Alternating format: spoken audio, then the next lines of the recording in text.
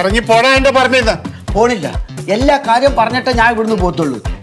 എൻ്റെ അപ്പൂപ്പൻ്റെ കയ്യിൽ നിന്ന് ഓട്ടോഗ്രാഫ് വേണമെന്ന് പറഞ്ഞ് ആധാരത്തിനകത്ത് ഉപ്പിടിച്ചിട്ട് അപ്പൂപ്പൻ്റെ സ്വത്തെല്ലാം മേടിച്ചെടുത്തിട്ട് നിങ്ങൾ ഈ മണിമാളി ഉണ്ടാക്കി അകത്തിരിക്കുന്നത്.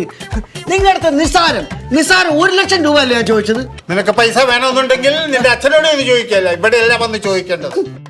പല പെണ്ണുങ്ങളെ കൂടെ ഒളിച്ചോടി പോയ എൻ്റെ അച്ഛനെ ഞാൻ എവിടെ പോയി കണ്ടുപിടിക്കാനാ? ഏലാലന്റെ പറമ്പിൽ നീ കാല് കുത്തരുത്. ഞാൻ കാല് കുത്തും, ഒന്നല്ല 2 കാലും കുത്തും. ഇറങ്ങി പോടാ നായിന്റെ മോനെ. ഇല്ല, നിനക്ക് തെറ്റിയ വലിയ അങ്ങനെ പറയത്തില്ല. അല്ല, താങ്കളടുത്ത് വലിയച്ഛന് ഭയങ്കര ഇഷ്ടമായിരുന്നു. സത്യം, അത്രയ്ക്ക് സ്നേഹമുള്ള മനുഷ്യനാണോ കിടക്കുന്നത്? ചെട്ടിപ്പട്ടി പറമ്പിൽ ഇറങ്ങി പോടാ നായിന്റെ മോനെ വിളിച്ച സ്നേഹത്തോടായിരുന്നു. ആയിരിക്കും, ഞാൻ അറിഞ്ഞില്ല.